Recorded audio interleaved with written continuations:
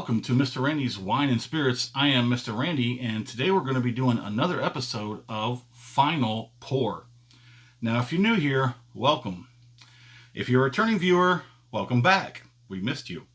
So, in this episode series of the Final Pour, it's going to be the final stage of reviewing a whiskey. First stage is going to be off the rip.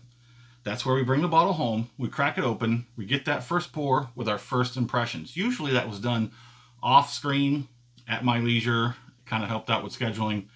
The final pours were always the meat of the whole thing. This is where we really poured into it. We got as much research as we possibly could in a timely manner, because remember, Mr. Randy's a very busy man, and he's putting out a lot of reviews, and that's just my hobby, okay? I've got work to do, okay?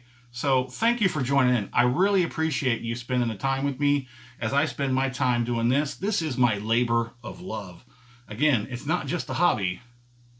It's what I love. But I do love my work too. But anyways, on with the show. So the middle section is where we usually do the full review, give you all the information. The final stage is the final pours, where I have this ideology where the whiskey actually changes, and that's a science, not just an ideology. From the pour, as soon as you open it, the clock starts ticking. The more oxygen you allow into the bottle, it goes all the way around, but the more oxygen you have in that bottle, the more the whiskey is going to oxidize and it's going to decay. Whiskey does go bad. Don't believe some of that. Whiskey goes bad. Wine goes bad even faster than milk. Yeah, believe that? Milk takes about 2, maybe 3 weeks. It depends on when you pick it up. It could go bad in 3 weeks. Wine goes bad in 3 to 5 days. Whiskey, I think it's like months. It's like several months once you get past the halfway point. But with that being said, let's go ahead and get it on with the show. Ooh, don't even think about it. Just kill it. It's done. It is Dunsky. Dunsky. Now this is Mr. Randy's second Bulleit.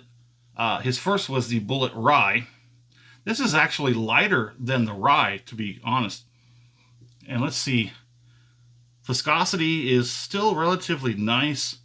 It's not, there it is. There it goes. There's the legs going. There you go. That's nice. Much better than the Rye. I think there's more better oils in the corn than there is in the rye. So a bourbon has to be 51% rye, but a straight rye has to be at least 51% rye. The Bulleit Rye is 95% rye. I don't even know how much rye is in this mash bill. They don't give me any kind of indication of how much rye is in that bourbon. Okay, so now this last pour,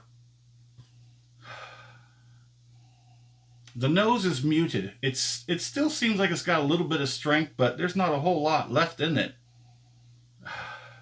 Not to say that it's not enjoyable. It is kind of sweet, a little oaky. It's got that very distinct Bulleit note. There's a very specific bourbon nosing character.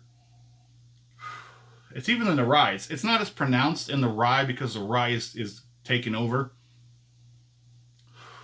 But it's a very nice nose. It's muted.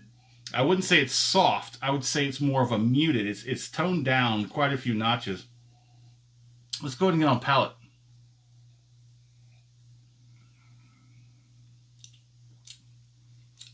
Still got its sweetness. It's just still got a bit of a high punching sweetness. Still tasty. Viscosity seems to be holding on too a little bit. Let's get one more on the palate.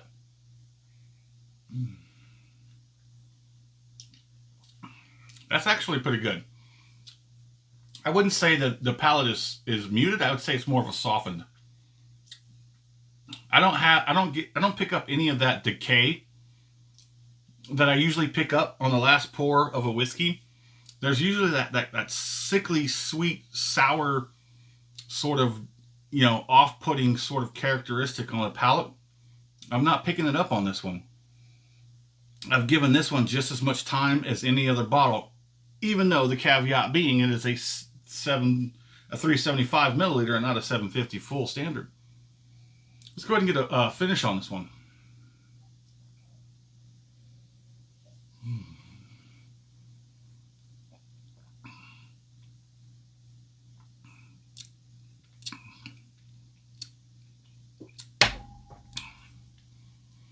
Yeah,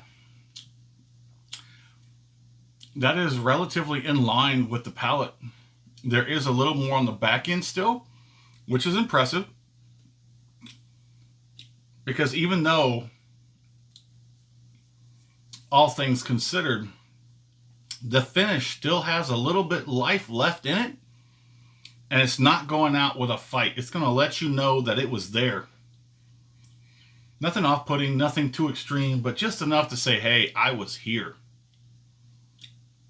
It's nice. There's not a whole lot going on in the mouth and the front part. Everything seems to be located in the back jowls and the back cheeks. In the very back of the tongue, at the top of the throat. That's where everything is sitting right now, and it just went straight for the back end. Kind of interesting. I'm going to say I was not disappointed for the very final pour on this bottle. I was not let down. The nose was a little muted. Everything else seemed pretty relatively decent. Let us know in the comments. What do you think? Did you like the Bulleit Bourbon? Did you like the Bulleit Rye? Well, as always, thank you for stopping by here at Mr. Randy's Wine and Spirits. I am Mr. Randy. You have a good one.